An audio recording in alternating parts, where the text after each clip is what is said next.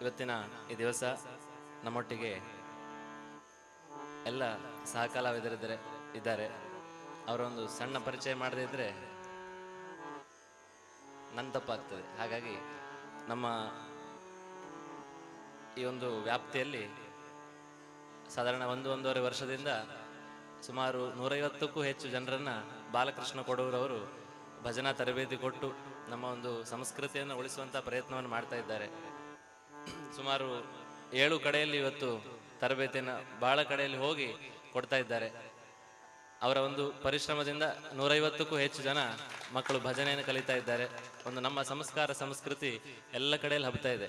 ಯಾಕಂದ್ರೆ ಇದೇ ಒಂದು ಆರ್ಕೆಸ್ಟ್ರಾ ಇದ್ರೆ ಅಥವಾ DJ ಇದ್ರೆ ಯಾರೋ ಒಂದು ಸಿನಿಮಾ ಹಾಡು ಹಾಡ್ತಾರೆ ಅಂದ್ರೆ ಇಲ್ಲಿ ಸಾವಿರಾರು ಜನ ಒಟ್ಟುಗೂಡ್ತಿದ್ರು. ಬಹುಶಃ ಇಲ್ಲಿ ನಿಂತ್ಕೊಳ್ಳಿಕ್ಕೆ ಯಾರಿಗೂ ಜಾಗ ಇರ್ತಿರ್ಲಿಲ್ಲ.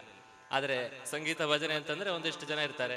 ಅದೇ ಒಂದು ದೊಡ್ಡವ್ರ ಮಾತು ಹೇಳಿದ್ದಾರೆ, ಈಗ ತರಕಾರಿ ಅಂಗಡಿಗೆ ದಿನಸಿ ಅಂಗಡಿಗೆ ಎಲ್ಲರೂ ಹೋಗ್ಬಿಡ್ತಾರೆ, ಎಲ್ಲರಿಗೂ ಅದನ್ನು ಕೊಂಡ್ಕೊಳ್ಳುವಂತ ಸಾಮರ್ಥ್ಯ ಇರ್ತದೆ.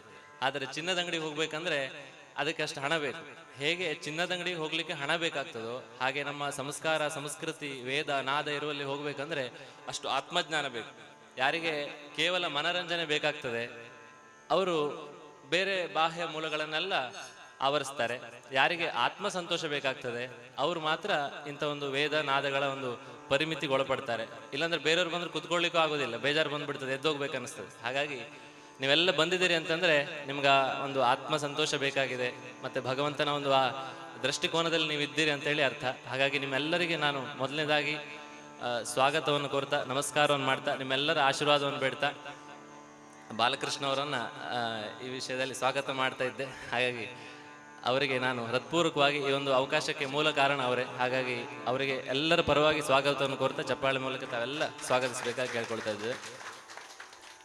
ನಂತರದಲ್ಲಿ ನಮ್ಮ ಒಂದು ಉಡುಪಿಯ ಜಿಲ್ಲೆಯ ಒಳ್ಳೆಯ ತಬಲಾವಾದಕರು ತುಷಾರ್ ಮಲ್ಪೆ ಅವರು ಬಹಳಷ್ಟು ಕಡೆಯಲ್ಲಿ ಕಚೇರಿಯನ್ನು ಕೊಡ್ತಾ ಈಗ ತಬಲದಲ್ಲೇ ಟೀಚಿಂಗನ್ನು ಕೂಡ ಮಾಡ್ತಾ ಒಳ್ಳೆಯ ಒಂದು ಕಲಾವಿದರಾಗಿ ನಾವು ಕರೆದಾಗೆಲ್ಲ ಪ್ರೀತಿಯಿಂದ ಬರ್ತಾರೆ. ಅವರ ಸಮಯ ಒಂದು ಅವಕಾಶ ಇದ್ದಾಗೆಲ್ಲ ಹೋಗ್ಬಿಟ್ಟು ಬರ್ತಾರೆ, ಅವಕಾಶ ಇಲ್ಲಾಂದ್ರೆ ಅವಕಾಶ ಮಾಡಿಕೊಂಡು ಬರ್ತಾರೆ.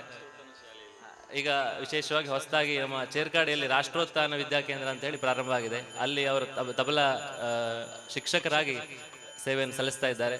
ನಮ್ಮ ಕರೆಗೆ ಹೋಗ್ಬಿಟ್ಟು ಪ್ರೀತಿಯಿಂದ ಬಂದಿದ್ದಾರೆ. ಅವರಿಗೂ ಕೂಡ ತಮ್ಮೆಲ್ಲರ ಪರವಾಗಿ ಸ್ವಾಗತವನ್ನು ಕೋರ್ತಾ ಇದ್ದಾರೆ.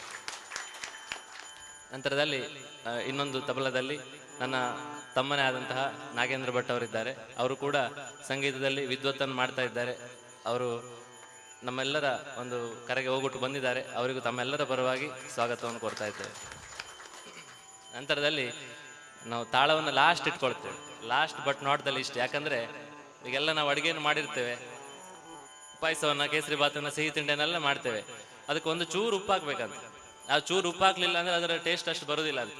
ಹಾಗಾಗಿ ನಾವು ಭಜನೆಯನ್ನು ಹಾಡ್ತೇವೆ. ತಾಳ ಒಂದಿಲ್ಲ ಅಂದ್ರೆ ಎಲ್ಲ ಒಳ್ಳೇದಾಗಿದೆ, ಏನೋ ಒಂದು ಕಡಿಮೆ ಇತ್ತು, ಅಷ್ಟು ಅದು ಇದಾಗ್ಲಿಲ್ಲ ಅಂತ ಹೇಳಿ ಹೇಳುವಾಗ್ತದೆ. ಹಾಗಾಗಿ last but not the list ಹೇಳುವಂತೆ ನಮ್ಮ ತಾಳದಲ್ಲಿ ತ್ರಿಷಾರ್ ಅವರಿದ್ದಾರೆ. ತ್ರಿಷಾರ್ ಅವರು ಮಲ್ಪೆಗೆ ನಮ್ಮ ಎಲ್ಲ ಕಾರ್ಯಕ್ರಮ ಕೂಡ ಪ್ರೀತಿಯಿಂದ ಬರ್ತಾರೆ. ಅವರಿಗೂ ನಮ್ಮೆಲ್ಲರ